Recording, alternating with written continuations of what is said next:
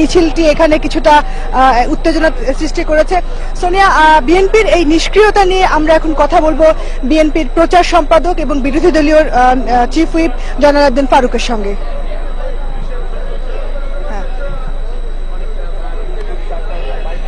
আমরা যেটা দেখতে পাচ্ছি যে অন্যান্য হরতালের চেয়ে আজকে বিএনপির অনেকটা নিষ্ক্রিয়তা রাজপথে, এর কারণটা কি? নিষ্ক্রিয় বলতে তো আমি আপনার কথাটার উত্তর এভাবে দিতে হয়, যেখানে আপনি রাজপথে দাঁড়িয়ে আছেন, আমরা রাজপথে ফুটপাতে বসে আছি, চারিদিকে পুলিশ পাহারা, অবরুদ্ধ বিএনপি অফিস। আমরা পিকেটিং করতে গেলে তারা বাধা দিচ্ছে। সকালবেলা এখান থেকে 2 জনকে গ্রেপ্তার করে নিয়ে গেছে। অতএব নিষ্ক্রিয় আমি এটাকে রাজনৈতিকভাবে মনে করি যে আমরা নিষ্ক্রিয় না, আমাদের হরতাল সফল হচ্ছে, জনগণ আমাদেরকে সমর্থন দিচ্ছে। আমরা অবরুদ্ধ থাকা অবস্থায় আমরা মিছিল পিকেটিং করতে পারি না, সে কারণে আমাদের নেতারা আসতে তাদেরকে গ্রেপ্তার করা হচ্ছে।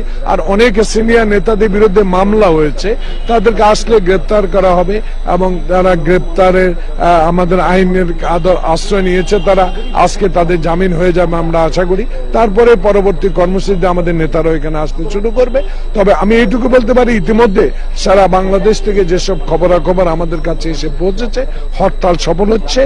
বিনা পিকেটিং এ জুলুম অত্যাচার পরও জনগণ এই হরতালকে সমর্থন দিচ্ছে এবং হরতাল সফল হচ্ছে।